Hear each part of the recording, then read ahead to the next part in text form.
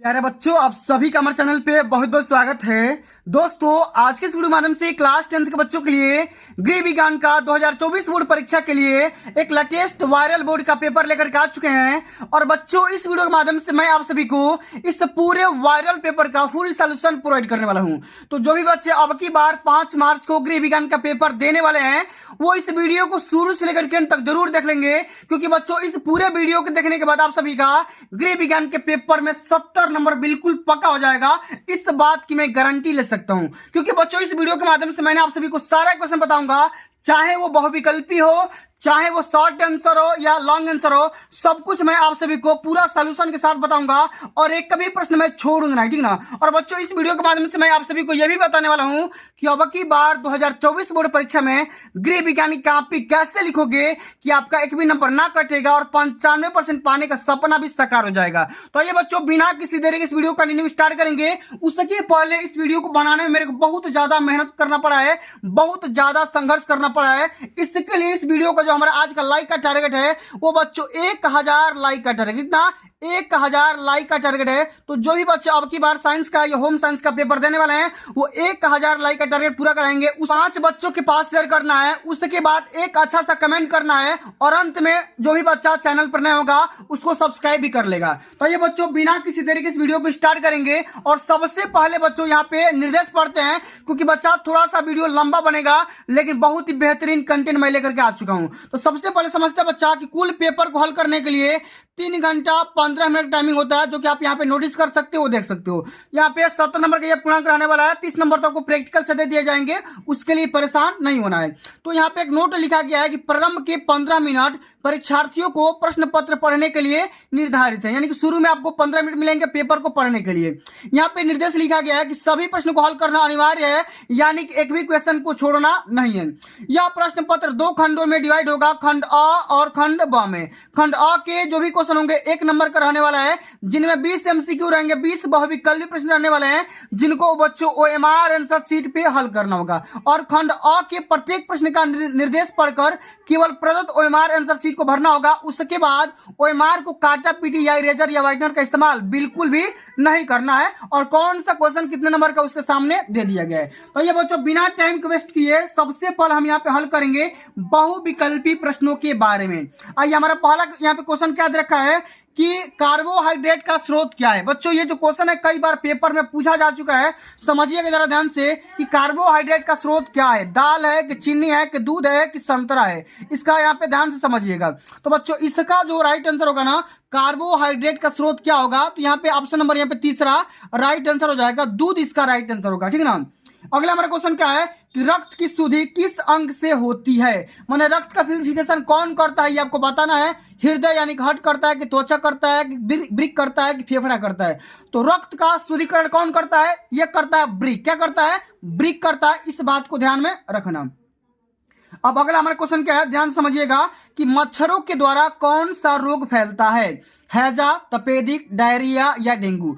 तो मच्छरों के द्वारा यहाँ पे क्या हो जाएगा, डेंगू रोग हो जाएगा, क्योंकि भैया डेंगू या मलेरिया ये मच्छरों के द्वारा फैलते हैं, मच्छरों के काटने से फैलते हैं।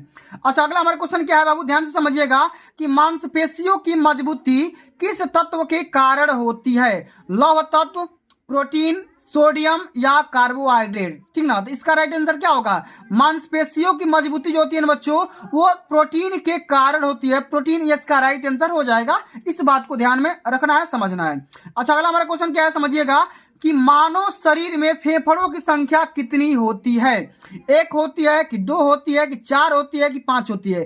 तो मानव शरीर में फेफड़ों की संख्या कुल मिलाकर के 2 होती है, इस बात को ध्यान में रखना भाई, कई बार पेपर में पूछा जा चुका है। अगला हमारा क्वेश्चन क्या है बाबू, ध्यान से समझिएगा कि उपहार चेक की धनराशि कितनी होती है, ठीक ना। 6वां नंबर क्वेश्चन क्या है कि उपहार चेक की धनराशि कितनी होती है, आपको बताना है। 10 रुपया का कि 20 रुपया का कि 51 रुपया का कि 25 रुपया का। तो उपहार चेक की जो भी धनराशि होती है ना बाबू, वो 51 रुपया का होता है। तीसरा ऑप्शन हमारा क्या हो जाएगा, बिल्कुल यहाँ पे राइट आंसर हो जाएगा। अगला हमारा क्वेश्चन क्या है कि अशुद्ध जल के सेवन से कौन सा रोग होता है, हैजा, चेचक, मलेरिया या तपेदिक। तो अशुद्ध जल के सेवन से हैजा नामक रोग हो जाएगा। इस बात को ध्यान में रखना बाबू, कई बार पेपर में पूछा जा चुका है, ठीक ना। तो अगला हमारा क्वेश्चन क्या है कि सब्जियों को धोना चाहिए, मैंने सब्जियों को किस अवस्था में और कब धोना चाहिए आपसे पूछा जा रहा है। काटने के बाद बिल्कुल भी नहीं, छिलने के बाद बिल्कुल भी नहीं, छिलने के पहले या इनमें से कोई नहीं, तो बिल्कुल बेटा यहाँ पे क्या हो जाएगा, छिलने के पहले काटना चाहिए, उसके बाद छिल करके उसको धो देना चाहिए, ठीक ना। तो सब्जियों को कब धोना चाहिए, छिलने के पहले। तीसरा ऑप्शन यहाँ पे क्या हो जाएगा, राइट आंसर हो जाएगा। अब चलो अगला हमारा क्वेश्चन क्या है कि जल को कीटाणु रहित करने के लिए कौन सा गैस प्रयोग किया जाता है। माने आप यहाँ पे देखोगे जो नलकूप होता है या जो भी कुएं वगैरह होते हैं उसमें क्या डाला जाता है, माने कौन सी गैस डाला जाता है, यूज किया जाती है, आपको बताना है। नाइट्रोजन गैस या क्लोरीन या हाइड्रोजन या कार्बन डाइऑक्साइड। तो बच्चों जल को कीटाणु रहित बनाने के लिए, कीटाणु रहित करने के लिए यहाँ पे हम क्या करेंगे, क्लोरीन का इस्तेमाल करेंगे। इस बात को ध्यान में रखना है, बाबू कई बार पेपर में पूछा जा चुका है, ठीक ना। अब चलो अगला हमारा क्वेश्चन क्या है, जरा ध्यान से समझिएगा कि नाड़ी की स्पीड प्रति मिनट कितना होता है, ठीक ना। नाड़ी की स्पीड कितना होता है, 70 से 80, 72 से 80 बार, 80 से 90 बार, 90 से 100 बार या 100 से लेकर के 120 बार तक। तो नाड़ी का जो स्पीड होता है ना बाबू, 1 मिनट में कितना बार धड़कता है ये आपको बताना है। तो यहाँ पे मारेंगे सबसे पहला ऑप्शन 80 से यहाँ पे 72 बार तक धड़कता है। पहला ऑप्शन यहाँ पे क्या हो जाएगा, बिल्कुल राइट आंसर हो जाएगा बाबू, इस बात को ध्यान में रखना है, ठीक ना। तो जितना क्वेश्चन बता रहा हूं ना सारे के सारे question very very most important question है। और बच्चों इस बात को मत भूलना क्योंकि मैंने थोड़ा सा वीडियो लंबा बनेगा लेकिन मैं पूरा सोल्यूशन के साथ बताऊंगा, एक भी क्वेश्चन मैं छोड़ूंगा नहीं। बहुत सारे बच्चों का चैनल पे कमेंट ये आता है कि जरा पूरा सोल्यूशन के साथ बताओ, तो भाई देखो मैंने आपके लिए लिख करके लाया हूं और पूरा मैं सोल्यूशन के साथ ही बताऊंगा, ठीक ना, एक भी क्वेश्चन को मैं छोड़ूंगा नहीं। अब आइए आगे बढ़ जाते हैं। अगला हमारा क्वेश्चन क्या है कि मक्खियों के द्वारा कौन सा रोग फैलता है, पीलिया, मलेरिया, डायरिया या तपेदी। तो मक्खियों के द्वारा या मक्खियों के माध्यम से कौन सा रोग फैलता है, तो ये हो जाएगा तपेदी। क्या हो जाएगा, तपेदिक। और तपेदी को क्या बोलते हैं, टीबी, ठीक ना। हैजा किसके कारण फैलता है, वायु के कारण या जल के या भोजन के या इनमें से कोई नहीं। तो हैजा जो रोग है ना बाबू ये जल के माध्यम से फैलता है, अशुद्ध जल के सेवन से ये आपका हैजा रोग हो जाता है। इस बात को ध्यान में रखना बाबू, कई बार पेपर में आ चुका है, ठीक ना, बहुत बार आया है। अगला हमारा क्वेश्चन क्या है कि निम्न में से कौन सा साफ तरल आहार नहीं है। साफ तरल आहार नहीं है आपको बताना है, फलों का रस, नींबू पानी, दाल या चाय, ठीक ना। तो फलों का रस क्या होगा, साफ तरल होगा, ठीक ना। दाल क्या होगा, ये नहीं होगा, ठीक ना। दाल ही क्या हो जाएगा, इसका राइट आंसर होगा क्योंकि भैया दाल जो है ना साफ तरल आहार नहीं है, बिल्कुल भी तरल आहार क्या नहीं है, तो दाल नहीं है, ठीक ना। बाकी सभी क्या है, तरल आहार है, ठीक ना, इस बात को ध्यान में रखना। अच्छा अगला हमारा क्वेश्चन क्या है, न्यूमेरिकल है क्वेश्चन कि 5 लीटर दूध का दाम 220 रुपया है, 1 लीटर दूध का दाम क्या होगा, इसके बारे में बताना है। तो बच्चों देखो यहाँ पे कैसे हल करेंगे जरा ध्यान से समझिएगा। 5 लीटर दूध का दाम कितना है, 220 है। 1 लीटर दूध का दाम निकालने के लिए 220 में क्या करोगे, 5 से भाग कर दोगे तो क्या निकल करके आ जाएगा, 44 रुपया प्रति लीटर दूध का दाम निकल करके आ जाएगा। कितना हो जाएगा, 44 रुपया प्रति लीटर दूध का दाम हो जाएगा। तीसरा ऑप्शन हमारा क्या हो जाएगा, राइट आंसर हो जाएगा, इस बात को ध्यान में रखना। अच्छा अब चलो अगला हमारा क्वेश्चन क्या है बाबू, अगला क्वेश्चन जरा ध्यान से समझिएगा कि मोच का क्या लक्षण होता है। दर्द होता है, मांसपेशिया में खिंचाव आ जाता है या सूजन होता है या इनमें से सभी, ठीक है ना।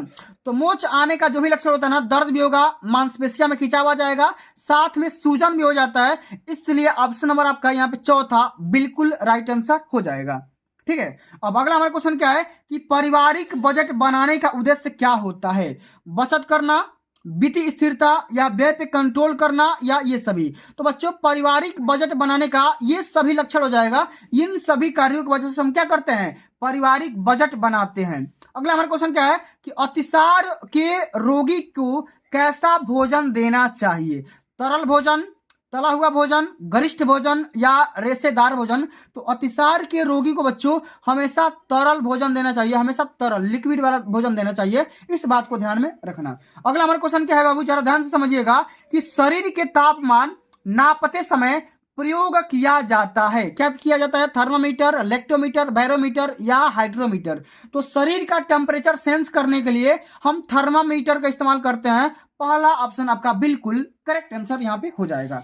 अच्छा अगला क्वेश्चन आगे बढ़ जाते हैं। क्या पूछा गया है कि डबल रोटी व बिस्कुट बनाने की विधि कहलाती है, ग्रिलिंग, रोस्टिंग, बेकिंग या टोस्टिंग, ठीक ना। तो डबल रोटी व बिस्किट बनाने का जो भी मेथड होता है, विधि होता है, उसको हम बेकिंग मेथड बोलते हैं। क्या बोलते हैं? बेकिंग मेथड, ठीक ना। इस बात को ध्यान में रखना। मोच आने पर प्रयोग करते हैं, क्या किस चीज का यूज किया जाता है? डेटॉल का, आयोडेक्स का या सेवलान का या कोल्ड क्रीम का। तो मोच आने के कंडीशन में बच्चों हम आयोडेक्स का इस्तेमाल करते हैं। आयोडेक्स की वजह से क्या होता है? दर्द कम हो जाता है, इसलिए हम क्या करते हैं? आयोडेक्स लगाते हैं। अब चलिए बच्चों खंड ब का सोल्यूशन देखते हैं, ठीक ना। खंड ब का भी सोल्यूशन देखेंगे और इसमें सबसे पहले निर्देश को पढ़ते हैं। क्या निर्देश को पढ़ते हैं? कि प्रश्न संख्या 21 से लेकर के 26 तक अति लघुत्तरी सेक्शन यहाँ पे दिया गया है और प्रत्येक प्रश्न का उत्तर अधिकतम 25 शब्दों में देना होगा और हर एक क्वेश्चन 2-2 नंबर का रहने वाला है। सभी क्वेश्चन को हल करेंगे, एक भी क्वेश्चन को बाबू छोड़ेंगे नहीं। अच्छा, पहला हमारा क्वेश्चन क्या है कि जल प्रदूषण के क्या कारण है, इसके बारे में बताना है। मानो जल प्रदूषण का रीजन क्या होता है, किस वजह से जल प्रदूषित होता है, इसके बारे में बताना है। तो कैसे लिखेंगे? यहाँ पे देखो, तो बोर्ड परीक्षा की कॉपी में बिल्कुल इसी तरीके से आप सभी को लिखना होगा कि प्रश्नोत्तर संख्या 21 और इसमें लिख देंगे जल प्रदूषण के कारण, ठीक ना। इतना लिखने के बाद इसमें लिखेंगे कि बढ़ती हुई जनसंख्या के कारण दिन प्रतिदिन हो रहे औद्योगिकीकरण जल प्रदूषण के लिए सर्वाधिक उत्तरदायी होता है। चमड़े के कारखाने, चीनी तथा एल्कोहल के कारखाने, कागज मिले तथा शहरों के बड़े नाले जल प्रदूषण के प्रमुख कारण हैं। तो बच्चों आपको क्या करना था? केवल कारण बताना था कि जल किसके किसके वजह से प्रदूषित हो रहा है, उसके बारे में लिखना है। 2 नंबर यहां से पक्का मिल जाएगा, गारंटी दे रहा हूं भाई, 2 नंबर पक्का मिल जाएगा, एक भी नंबर ना कटेगा। अच्छा, अगला हमारा क्वेश्चन क्या है कि आदर्श रसोई घर क्या होता है, इसके बारे में आपको बताना है। क्या करना है? रसोई घर के बारे में बताना है कि आदर्श रसोई घर किचन कैसे माना जाता है, उसके बारे में बताना है। तो यहाँ पे लिखेंगे आदर्श रसोई घर। इसमें क्या लिखेंगे बाबू कि हर प्रकार से सुव्यवस्थित, सही आकार के, साफ सुथरे तथा प्रकाश एवं सतानत युक्त, ठीक ना। क्या बोलेंगे? सवानत युक्त, ठीक ना। रसोई घर को आदर्श रसोई घर माना जाता है। मान ये बोलेंगे कि सबसे पहले सुव्यवस्थित होना चाहिए, सही आकार के होना चाहिए, साफ सुथरा होना चाहिए और साथ में उसमें प्रकाश भी, रोशनी भी आनी चाहिए। इस प्रकार के किचन को हम क्या बोलेंगे? आइडियल किचन बोलेंगे, आदर्श रसोई घर बोलेंगे, ठीक ना।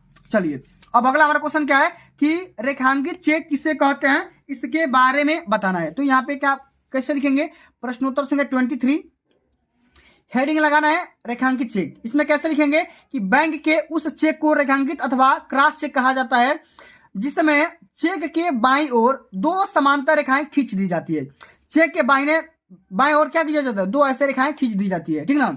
इस चेक का पैसा प्राप्तकर्ता केवल अपने खातों में ही जमा कराकर प्राप्त कर सकता है। जो भी जमा करता होगा ना, वो खातेदारक जो भी पैसा लेने वाला होगा उसके अकाउंट में भेजेगा। ये पैसा कैश नहीं मिलता है। इस चेक का नगद भुगतान बिल्कुल भी नहीं किया जाता है। इस चेक के द्वारा किया गया लेन देन सुरक्षित माना जाता है। क्या माना जाता है? सबसे सेफ चेक माना जाता है, ठीक ना। इस बात को ध्यान में रखना है। और एक बात और ध्यान रखो, रेखांकित चेक को यहाँ पे क्या किया जाता है? क्रॉस चेक भी कहा जाता है, ठीक ना। क्रॉस चेक भी कहा जाता है, ठीक ना। इस बात को भी ध्यान में रखना, एमसीक्यू में पूछा जाता है। अगला हमारा क्वेश्चन क्या है कि तापक्रम चार्ट बनाना क्यों आवश्यक है, क्यों जरूरी है, इसके बारे में बताना है। 2 नंबर के क्वेश्चन पूछा जा रहा है। तो यहाँ पे आ जाओ, यहाँ पे लिखेंगे, कैसे लिखेंगे जरा ध्यान से समझिएगा। प्रश्नोत्तर संख्या 24 इसमें लिखेंगे कि तापक्रम चार्ट बनाने से यह लाभ होता है कि चिकित्सक उसको देखकर आसानी से रोगी के स्वास्थ्य में परिवर्तन व रोगी की दशा आदि का उचित ज्ञान प्राप्त कर सकता है। तदनुसार दवा आदि में परिवर्तन कर सकता है। माने टेम्परेचर लेने का सेंस क्या होगा कि जो भी आपका डॉक्टर होगा उसको पता चल जाएगा कि रोगी को किस प्रकार से कब और क्यों दवा दिया जाएगा, ठीक ना। इस बात को उसको नॉलेज हो जाएगा, ज्ञान हो जाएगा। अब चलो अगला हमारा क्वेश्चन क्या है बाबू कि वायु प्रदूषण के कारण लिखिए। 2 नंबर का क्वेश्चन है, ठीक ना। कि भैया ये तो मैंने बताया जल प्रदूषण के कारण, इसमें बताना आप कि वायु प्रदूषण के कारण क्या होगा। इस क्वेश्चन को हम कैसे हल करेंगे जरा ध्यान से समझिएगा, ठीक ना। क्वेश्चन नंबर 25 है, इसमें लिखेंगे कि वायु प्रदूषण के कारण। इसमें क्या करना है कि वायु प्रदूषण के निम्न कारण है, ठीक ना। कौन कौन से कारण है यहाँ पे लिखेंगे। सबसे पहला कारण क्या है, ठीक ना, समझिएगा कि रसोई घरों तथा कारखानों की चिमनियां से निकलने वाले धुएं के कारण वायु प्रदूषित हो जाता है। उसके बाद आगे लिखेंगे कि विभिन्न प्रदूषकों को वायु पर फेंकने से, ठीक ना, वायु पर फेंकने से वायु प्रदूषित हो जाता है, ठीक ना। जो भी एलिमेंट होते हैं उसको फेंकेंगे एयर पे तो क्या हो जाएगा, हवा प्रदूषित हो जाएगा। वनों की लगातार हो रही कटाई वायु प्रदूषण को बढ़ावा दे रही है, साथ में गाड़ियों के धुएं वायु प्रदूषण का मुख्य कारण बन सकता है। इस प्रकार से आप सभी को बोर्ड के पेपर में आंसर देना है और बहुमूल्य अपना उत्तर देना है, ठीक ना। अब चलिए अगला हमारा क्वेश्चन क्या दिया है कि विषाक्त भोजन से क्या तात्पर्य होता है, ये आपको बताना है बच्चों कि भैया विषाक्त भोजन क्या होता है। जरा ध्यान से समझिएगा, इसको कई बार पेपर में आ चुका है। इसमें लिखेंगे प्रश्नोत्तर संख्या 26, इसमें हेडिंग लगाना है विषाक्त भोजन।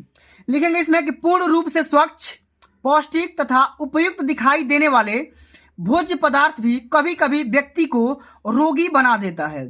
सामान्यतः ऐसे भोजन में कोई ना कोई पदार्थ व्यक्ति को ग्रहण नहीं होता, ठीक ना। इसका मुख्य कारण होता है भोजन के अंदर उपस्थित ऐसे पदार्थ जो व्यक्ति के शरीर में जाने के बाद विषैले प्रभाव उत्पन्न करते हैं, यही विषाक्त भोजन कहलाते हैं। माने इस प्रकार के भोजन जो कि आपको देखने में तो स्वच्छ और साफ दिखाई दे रहा है, लेकिन बॉडी के अंतर्गत जाएगा तो क्या हो जाएगा, कहीं ना कहीं जहर बना देगा, विषैला कर देगा, ठीक ना, या डेवलप कर देगा, उसे हम क्या बोलेंगे, विषाक्त भोजन बोलते हैं, ठीक है। अब चलो अगला हमारा क्वेश्चन बाबू पूछा गया है, ठीक ना। सबसे पहले यहाँ पे समझिएगा 27 से लेकर के 31 तक लघु उत्तरी क्वेश्चन पूछा गया है और प्रत्येक प्रश्न को 50 शब्द में आंसर देना होगा और हर एक क्वेश्चन 4-4 नंबर के रहने वाले हैं। इसमें 27 नंबर क्वेश्चन क्या है कि भैया प्राथमिक चिकित्सा किसे कहते हैं, यानी कि फर्स्ट एड क्या होता है, इसके बारे में समझाना है, बताना है। तो कैसे लिखेंगे, यहाँ पे ध्यान से देखिएगा। प्राथमिक चिकित्सा, इसमें लिखेंगे कि किसी रोग के होने या चोट लगने पर जो सर्वप्रथम उपचार किया जाता है उसे प्राथमिक चिकित्सा कहा जाता है। माने डॉक्टर के जगह पे या डॉक्टर यहाँ ले जाने से पहले, ठीक ना, अपने आप से जो भी घर पर इलाज किया जाता है उसी को हम क्या बोलेंगे, प्राथमिक चिकित्सा बोला जाता है, फर्स्ट एड बोला जाता है। भैया इस बात को ध्यान में रख लेना। अच्छा अगला हमारा क्वेश्चन क्या है बाबू कि निर्जलीकरण से क्या तात्पर्य होता है, इसके बारे में समझाना है, बताना है। तो जरा ध्यान से समझिएगा कि भैया निर्जलीकरण क्या होता है, ठीक ना। कितना नंबर क्वेश्चन है, ये क्वेश्चन है बाबू 28 नंबर क्वेश्चन है, ठीक ना। तो यहाँ पे लिखेंगे भैया निर्जलीकरण, हेडिंग लगाना है निर्जलीकरण, ठीक ना। इसमें क्या लिखेंगे जरा ध्यान से समझो, यहाँ पे लिखेंगे कि निर्जलीकरण जिसे अंग्रेजी में डिहाइड्रेशन कहते हैं। डिहाइड्रेशन मतलब उल्टी ज्यादा होना, ठीक ना, शरीर में पानी की कमी का परिणाम होता है। यह स्थिति तब पैदा होती है जब शरीर से निकलने वाले पानी की मात्रा दिन भर में ली जाने वाली पानी की मात्रा से अधिक हो जाती है। माने पानी कम पियो और बाहर ज्यादा पानी निकालो तो उसको क्या बोलेंगे, निर्जलीकरण बोला जाता है। उसको डिहाइड्रेशन कहा जाता है। क्या कहा जाता है, डिहाइड्रेशन, ठीक ना। क्या कहा जाता है, डिहाइड्रेशन कहा जाता है, ठीक ना। इस बात को ध्यान में रख लेना भैया, कई बार पेपर में आ चुका है क्वेश्चन। और अच्छा अगला हमारा क्वेश्चन क्या है कि भूनने और सेकने में क्या अंतर होता है, उसके बारे में बताना है, समझाना। ये भी क्वेश्चन बोर्ड के पेपर में 4 नंबर का पूछा जा रहा है। यहाँ पे लिखेंगे भैया कि भूनना और सेकना में क्या अंतर होता है। प्रश्नोत्तर संख्या 29 नंबर है, इसमें लिखेंगे कि भूनते समय भोज्य पदार्थ या वस्तु आग के प्रत्यक्ष संपर्क में नहीं आती है। माने भूनते समय क्या होती है, आग के संपर्क में डायरेक्ट नहीं आती है, जबकि सेकने में उसे सीधे अंगारी अथवा विद्युत सलाखों के ऊपर सेक दिया जाता है या सेका जाता है। तो भूनने में क्या होता है, आग जो भी आपका आग होगा वो डायरेक्ट कांटेक्ट में नहीं आएगा, बल्कि यहाँ पे सेकेंगे तो क्या होगा, डायरेक्ट कांटेक्ट में आ जाएगा वस्तु आपके आग के अंतर्गत या सलाखों के ऊपर, ठीक ना। अब चलो अगला हमारा क्वेश्चन क्या है कि नाप लेने की विभिन्न विधियों के नाम लिखिए, वह किसी एक विधि का विस्तार से वर्णन करिए। Very very most important question है, ध्यान से समझिएगा कि नाप लेने की कौन कौन सी विधि मानी जाती है। जरा यहाँ पे ध्यान से देखो। सबसे पहले लिखेंगे कि नाप लेने की विभिन्न विधियां निम्नलिखित है। केवल सीने अथवा छाती की नाप लेना, ठीक ना, यह भी एक विधि होती है। और विभिन्न अंगों की नाप लेना, माने बहुत सारे बॉडी का नाप ले लेना। इसमें लिखेंगे कि विभिन्न अंगों की नाप लेना, इसमें क्या होगा, सीने की नाप, कमर की नाप, तीर या पुट की नाप, ठीक ना, या गले की नाप, वस्त्र की लंबाई, आस्तीन की नाप, ठीक ना, इत्यादि। मतलब इतने प्रकार की नाप होती है। इसी के बारे में आपको बना करके लिखना है, पूरा पूरा यहाँ से नंबर मिल जाएगा, एक भी नंबर ना कटेगा भाई, पूरा पूरा नंबर मिलेगा। जो मैं आइडिया बता रहा हूँ ना, इस आइडिया पे काम कर लोगे तो आपका एक भी नंबर ना कटेगा, ठीक ना। अगला हमारा क्वेश्चन क्या है कि ओजोन परत पर क्या महत्व होता है, ठीक ना, या ओजोन परत का क्या महत्व होता है, इंपॉर्टेंस बताना है, ठीक ना, इसके बारे में, ओजोन लेयर का, ठीक ना। तो जरा ध्यान से समझो यहाँ पे, ठीक ना। क्वेश्चन क्या है आपका, ओजोन परत का है, ठीक ना। यहाँ पे देखो, ओजोन परत को हमारी पृथ्वी का कवच कहा जाता है या कवच माना जाता है। ओजोन को क्या माना जाता है, पृथ्वी का हमारी कवच, ठीक ना, यही हमारे अल्ट्रावायलेट रेज को क्या करता है, बचाता है। ओजोन लेयर पृथ्वी की सतह से 10 किलोमीटर के बाद 40 किलोमीटर तक फैली हुई है, जिसे समताप मंडल भी कहा जाता है। इसको क्या कहा जाता है, अब देखो 10 किलोमीटर से लेकर के 40 किलोमीटर के बीच का जो भी रेंज होगा आसमान में ऊपर, वो क्या होगा, उसी को हम समताप मंडल भी कहा जाता है। और यह पृथ्वी पर सूर्य की पराबैंगनी किरणों को आने से रोक लेता है, कंट्रोल कर देता है। बाबू इस बात को ध्यान में रखना है, ठीक ना। अब चलो, अच्छा अगला हमारा क्वेश्चन क्या है, जरा ध्यान से समझो। यह आ गया दीर्घ उत्तरी प्रश्न। क्या आ गया, दीर्घ उत्तरी प्रश्न आ गया, जो कि 32 और 34 से लेकर के है, ठीक ना। 32 है, 33 है, 34 है, और हर एक क्वेश्चन 6 नंबर का पूछा जाएगा, ठीक है। और इसको 100 शब्द में लिखना होगा। कैसे लिखेंगे, कैसे हल करेंगे, जरा ध्यान से समझो। इसमें लिखना होगा कि श्वसन तंत्र के मुख्य अंग कौन कौन से होते हैं, उसके बारे में समझाना है, वर्णन करना है, पूरा पूरा बढ़िया से डिस्कस करना है। या अगर आपको ये श्वसन तंत्र वाला नहीं आ रहा है तो इसको करो कि पर्यावरण प्रदूषण का क्या महत्व होता है, क्या तात्पर्य होता है, प्रदूषण का मानव जीवन पर पड़ने वाले प्रभाव के बारे में वर्णन करना है। 4 नंबर के यहाँ से पूरा मिल जाएगा इस वाले क्वेश्चन के लिए। और जब परिभाषा लिख दोगे तो 2 नंबर यहाँ से मिल जाएगा। तो यहाँ पे देखो समझो, ठीक है। प्रश्नोत्तर संख्या 32। देखो इसी प्रकार से आप सभी को बोर्ड के पेपर में कॉपी लिखना है भाई। अगर साफ कॉपी लिखोगे तो पूरा पूरा नंबर मिलेगा, ठीक ना। लिखेंगे कि प्रदूषण पर्यावरण और जीव जंतुओं को नुकसान पहुंचाते हैं। जो भी आपका प्रदूषित पर्यावरण होगा वो क्या होगा, जीव जंतुओं और हमारे इन्वायरमेंट को नुकसान ही पहुंचाएगा। अतः पर्यावरण के घटकों जैसे जल, वायु, मृदा, प्रकाश आदि का प्रदूषित होना ही पर्यावरण प्रदूषित कहलाता है। जब वायु, जल, मृदा आदि में अवांछनीय तत्व घुलकर उसे इस हद तक गंदा कर देते हैं कि स्वास्थ्य पर प्रतिकूल असर डालने लगे तो उसे क्या बोलेंगे, पर्यावरण प्रदूषण कहते हैं भाई। क्या कहते हैं, पर्यावरण प्रदूषण कहते हैं, ठीक ना। यानी कि मिट्टी को, जल को, हवा को, कुछ भी को गंदा नहीं करना है, नुकसान नहीं पहुंचाना है। और नुकसान पहुंचाएंगे तो क्या हो जाएगा, प्रदूषित हो जाएगा। अच्छा, इसका प्रभाव क्या पड़ता है मानव जीवन पर, लिखेंगे इसमें। सबसे पहला प्रभाव क्या पड़ता है कि पर्यावरण के प्रभाव से कोई भी मनुष्य या पेड़ पौधा नहीं बच सकता। अगर पर्यावरण में प्रदूषण की मात्रा बढ़ती है तो हमें अनेक प्रकार की बीमारियों का सामना करना पड़ सकता है, ठीक ना। इस प्रकार सबसे पहला प्रभाव हो गया। अगला हमारा प्रभाव क्या पड़ गया, जन स्वास्थ्य पर प्रभाव पड़ेगा। इसमें लिखेंगे कि पर्यावरण प्रदूषण का सर्वाधिक प्रतिकूल प्रभाव जन स्वास्थ्य पर पड़ता है। जैसे जैसे पर्यावरण प्रदूषित होने लगता है वैसे वैसे प्रदूषण जनित रोगों की दर एवं गंभीरता में वृद्धि होने लगती है, ठीक ना। इस प्रकार से लिख देंगे। अगला पॉइंट में लिखेंगे कि व्यक्तिगत कार्य क्षमता पर प्रभाव, ठीक ना। जब प्रदूषित हो जाएगा हमारा पर्यावरण तो हमारे कार्य क्षमता पर भी प्रभाव पड़ जाएगा। हम जानते हैं कि पर्यावरण प्रदूषण के परिणाम स्वरूप जन स्वास्थ्य पर असर होता है। निम्न स्वास्थ्य असर वाला व्यक्ति न तो अपने कार्यों को कुशलतापूर्वक कर सकता है और न ही उसकी उत्पादक क्षमता में समानता रह पाती है, ठीक ना। इस प्रकार से बैलेंस बिगड़ जाता है।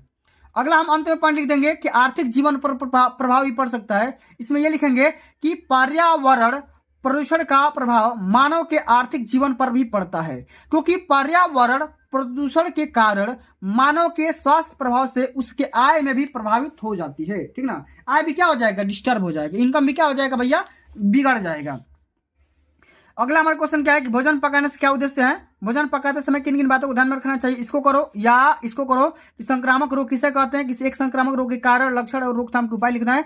यह भी क्वेश्चन 6 नंबर का पूछा गया है। तो दोनों में से किसी एक के बारे में हल करना है, दोनों को समझाते हैं, ठीक ना। आइए समझते हैं। सबसे पहले हम ये समझते हैं कि भैया भोजन पकाने से क्या उद्देश्य होता है, ठीक ना। भोजन पकाने का सबसे पहले हम भोजन क्यों पकाते हैं इसके बारे में समझते हैं।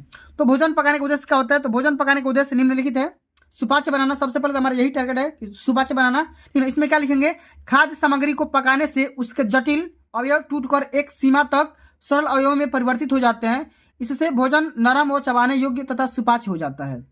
अगला लिखेंगे स्वादिष्ट बनाना, भोजन पकाने से भोजन स्वादिष्ट बन जाता है। भोजन को स्वादिष्ट बनाने के लिए हम भोजन को पकाते हैं। आकर्षक बनाना, ये भी एक रीजन है। भोजन को समानता आकर्षक बनाने के लिए या आकर्षक दिखाने के लिए हम भोजन को पकाते हैं। कीटाणु रहित भोजन पकाना, इसमें क्या होगा कि भोजन को पकाने से उसमें किसी भी प्रकार के कीटाणु हो तो मर जाते हैं। माने कोई भी अगर भोजन पकाओगे ना तो उसमें जो भी कीटाणु होगा, ठीक ना, वो सब क्या हो जाएगा, डेड हो जाएंगे, मर जाएंगे। अंत में लिखेंगे संरक्षण, भोजन को सुरक्षित रखने के लिए हम भोजन को पकाते हैं, ठीक ना। भोजन को सुरक्षित रखने के लिए, सेव करने के लिए हम क्या करते हैं, उसको पका लेते हैं। आगे हम लिखेंगे कि भोजन पकाते समय ध्यान रखने वाली योग्य बातें, कौन कौन सी बातें यहाँ पे ध्यान में रखना चाहिए उसको समझते हैं। सबसे पहले तो स्वच्छता का ध्यान में रखना चाहिए। भोजन पकाते समय स्वच्छता का विशेष ध्यान देना चाहिए कि साफ बर्तनों का प्रयोग करना चाहिए। उसके बाद कीटाणु रहित, उसका भी ध्यान रखना चाहिए कि भोजन कीटाणु रहित हो, ठीक ना, माने उसमें कीटाणु ना हो। स्वाद भी अच्छा होना चाहिए, ठीक ना। पोषक तत्वों की सुरक्षा होनी चाहिए, मैंने बहुत सारा ऐसा होता है भोजन इसको पकाने की वजह से उसमें पोषक तत्व खत्म हो जाता है, तो भोजन पोषक तत्वों से भरपूर हो, उसमें पोषक तत्व की सुरक्षा की जा सके, ठीक ना। इस प्रकार से भोजन पकाने की विधियां और उद्देश्य यहाँ पे लिख देंगे, पूरा का पूरा नंबर मिल जाएगा।